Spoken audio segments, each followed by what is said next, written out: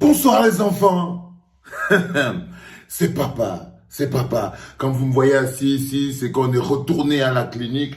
On a retrouvé le petit salopio. Petit salopio aussi qui aime prendre aux gens la tête et tout.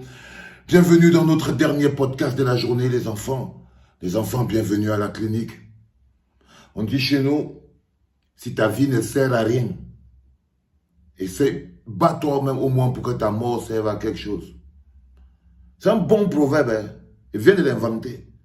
Si ta vie ne sert à rien, il faut au moins que ta mort serve à quelque chose.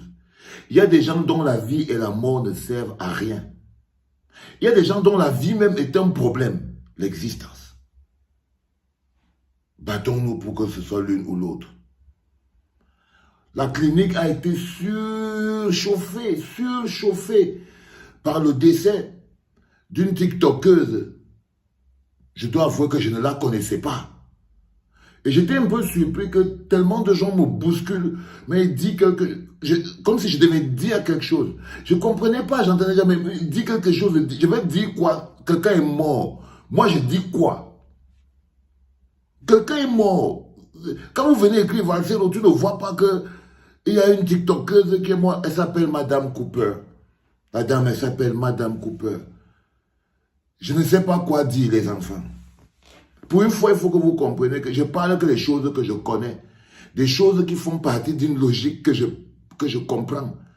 Mais cette dame, je ne la connaissais pas. Je ne la connaissais pas. Elle était peut-être talentueuse et tout, mais je ne la connaissais pas. Je n'avais jamais entendu parler d'elle.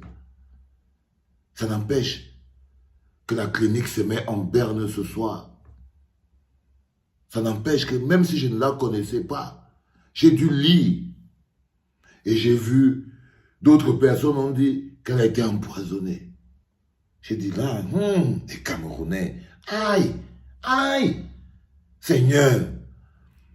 Quand j'ai lu qu'elle aurait été empoisonnée, j'ai dit, man, voilà une TikTokeuse qui est au Cameroun, elle se bat pour vivre, elle vous donne du plaisir. Parce que j'imagine très bien que si vous la connaissiez, c'est parce qu'elle était bonne dans son travail. Et qu'elle vous donnait bien du plaisir. Et que vous étiez des milliers d'abonnés à sa page. Vous attendez donc quoi d'autre de plus? Elle a donc fait quoi de si énervant? Au point où la possibilité d'un empoisonnement soit mise sur la table. Une société malade, je t'appose-toi. Une société qui a le mal dans son corps est une société vouée à disparaître. Vous ne pouvez pas continuer d'un peuple, de fonctionner comme un peuple qu'on a perfusé avec le mal. C'est comme si le Cameroun avait couché avec le diable. C'est comme si les démons se multiplient au Cameroun. C'est tellement morbide. La mort est partout dans le pays. Partout, partout. Si ce n'est pas un TikToker, c'est une journaliste. Si ce n'est pas un journaliste, c'est un accident, 40 morts. Si ce n'est pas un accident, 40 morts. Si c'est la guerre, il y a 30 morts. Ah là là, Seigneur Dieu, que de la mort. Il y a une ambiance de morbide au Cameroun. Seigneur, voilà donc une dame qui vous donnait du plaisir. Parce que pour devenir créateur de contenu sur Internet, c'est quelqu'un qui s'est rendu compte que vous ne trouvez plus votre compte en regardant les programmes traditionnels et classiques de la télévision. Oui, si vous êtes addict à Internet aujourd'hui et que vous êtes addict aux créateurs de contenu, parfois on voit les petits chômeurs qui arrivent en bas, ils viennent écrire là, va travailler. Pourtant, il est accroché sur le travail de la petite, il est accroché là sur Internet parce qu'on lui dit, va travailler. Lui-même, il est en train de regarder. Donc les gens se sont battus pour rendre quelque chose, pour vous donner un contenu beaucoup plus vivant. Par exemple, la Madame Cooper. Sérieux. Donc, j'ai d'abord entendu ça, que non, elle a été empoisonnée. J'ai dit la jalousie au Cameroun.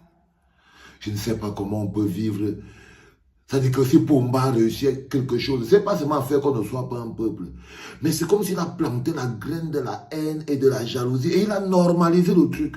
Vous êtes haineux, vous êtes jaloux, vous êtes haineux, les gars. Aïe, Seigneur. Vous êtes jaloux, vous êtes méchants. Je n'ai jamais vu un peuple avec autant la rage. Chacun de vos frères, même si quelqu'un fait quoi pour vous, ça ne vous provoque que la rage. Que la rage, les enfants. Un peuple ne peut pas avoir autant la haine pour lui-même. Pour lui-même. Qu'est-ce qui vous arrive? C'est comme si on avait enlevé le cœur. On a mis un bloc de pierre qui dit que tant que toi tu manges, les autres ne doivent pas manger. Tant que toi tu vis, les autres ne peuvent pas vivre. L'individualisme, la jalousie, le karambani, le rampampam, le misosi, tout dans une seule personne. Le Camerounais. Le Camerounais. Là, vous sentez que je suis rentré à la clinique. Là, vous sentez que je suis rentré à la clinique. Et j'ai appris donc une fille qui a voué sa vie à vous donner du plaisir, à vous donner du bonheur. Elle a créé des contenus, tout pour que vous soyez bien. Moi, je vous dis bien que je ne l'avais jamais, même sur Internet, je ne l'avais jamais vu, la Madame Cooper. Jamais. Jamais. Mais seulement le nombre de messages et d'alertes que vous avez mis sur la clinique a fait que j'étais obligé de dire que bon les gars, c'est pas que il faut que j'aille gérer ce truc. Et je suis parti lire qui était Madame Cooper, elle faisait quoi. Et quand j'ai vu, j'ai seulement compris que non, le problème c'est pas Madame Cooper. On est dans un pays où le mal s'est installé. Le diable se balade au Cameroun, au calme. Au calme. On est dans l'enchaînement, dans l'enchaînement des morts et des plus violentes possibles. Les plus violentes possibles. Quand on ne te coupe pas les doigts, quand on ne t'arrache pas la langue, quand on ne t'amène pas au sous-sol de l'immeuble, quand on ne te plante pas derrière, quand on te met, on t'empoisonne. Quand ce n'est pas ça, non, c'est la route même. Il ne passe pas un mois au Cameroun. Il ne se passe pas un mois au Cameroun sans qu'un Camerounais meure. Et c'est surtout ces Camerounais qui veulent voir leurs enfants grandir. C'est pour ça que j'ai introduit mon speech par... Si ta vie n'a servi à rien, au moins que ta mort serve à quelque chose.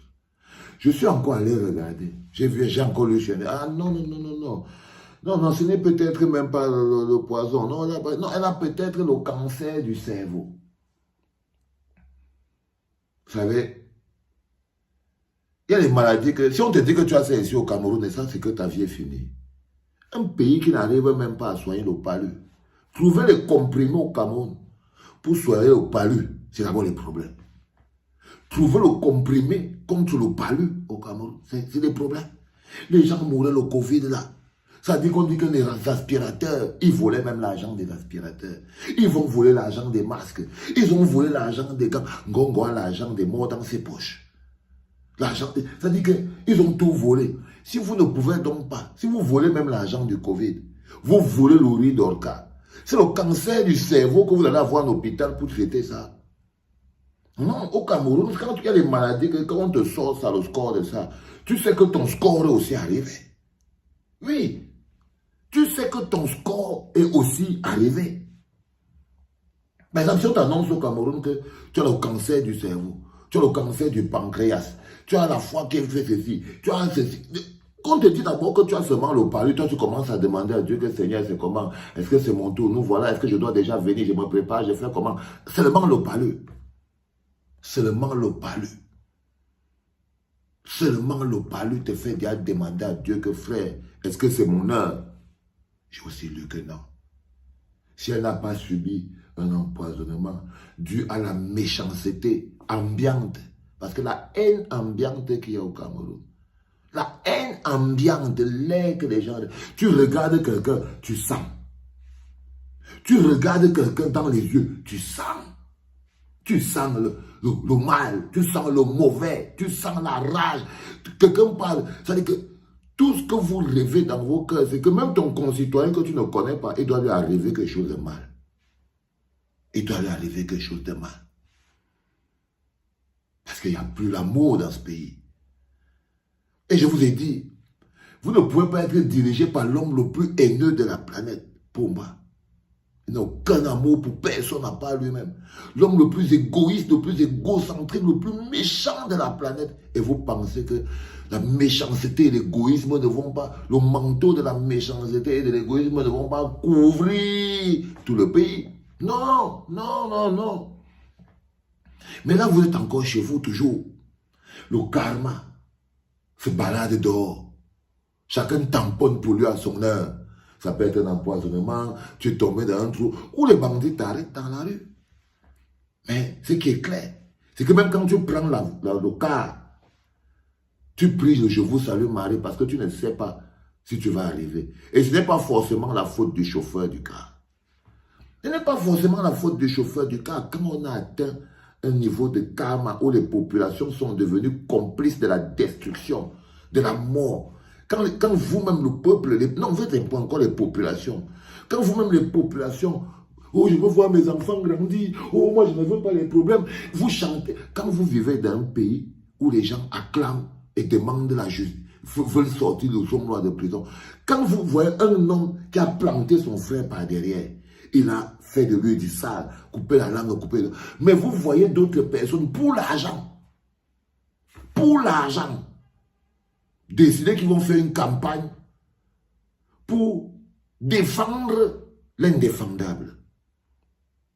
Comment vous ne pouvez pas être un pays karmiquement atteint quand vous vous rendez compte qu'il y a des Camerounais qui se lèvent, qui se sont levés et qui continuent même de se lever pendant tout ça, vous dites, ah, il faut protéger les hommes là, c'est la jalousie, les hommes là, vous voulez son argent.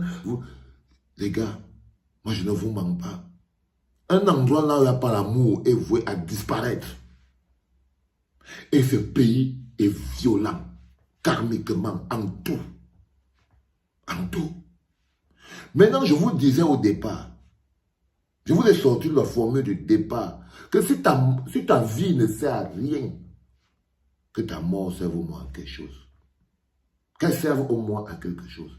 La plupart de ces gens qui prennent l'avion ici, là, ils partent au Cameroun. Tu entends que non, elle est partie pour ouvrir la boutique.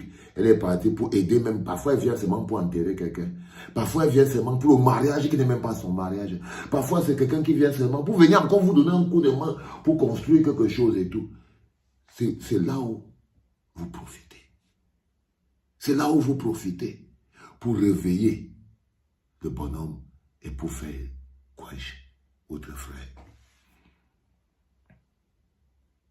La plupart des gens qui partent finir en route là, c'est les gens, on appelle ça, s'ils sont de la diaspora, on dit qu'ils sont de la diaspora positive. Il n'est pas encore entendu qu'un combattant, parce que le combattant lui-même, on ne veut même pas le laisser entrer d'abord là-bas. Le combattant, lui, ne peut même pas venir au Cameroun. Voilà. Villageoise du Quat, Nadine, elle a perdu son père dernièrement. Elle a regardé à distance. Vous croyez que ce karma ne va pas vous toucher? Les gars, il y a les autres bonhommes, les Camois, tout ça. Ils ont perdu leurs parents, ils n'ont pas pu venir, ils sont comme ça en Europe.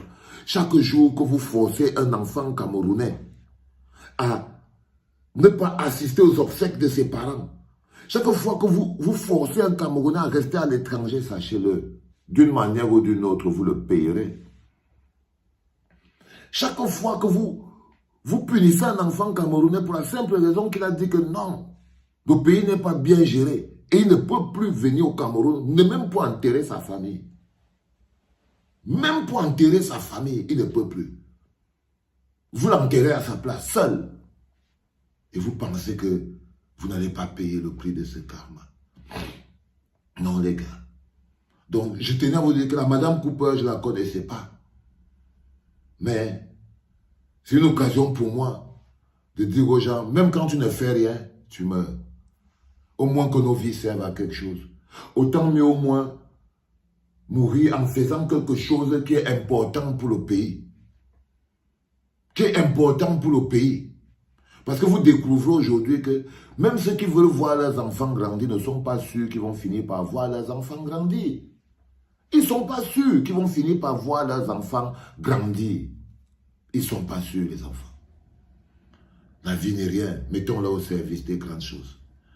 Les enfants, je suis rentré à la maison, je me sens bien. C'était le 3e podcast de la journée et le dernier pour aujourd'hui. Rendez-vous demain lorsqu'il sera 8h pour le tout premier podcast de la journée, les enfants. C'était papa. Bonne nuit et bon dimanche.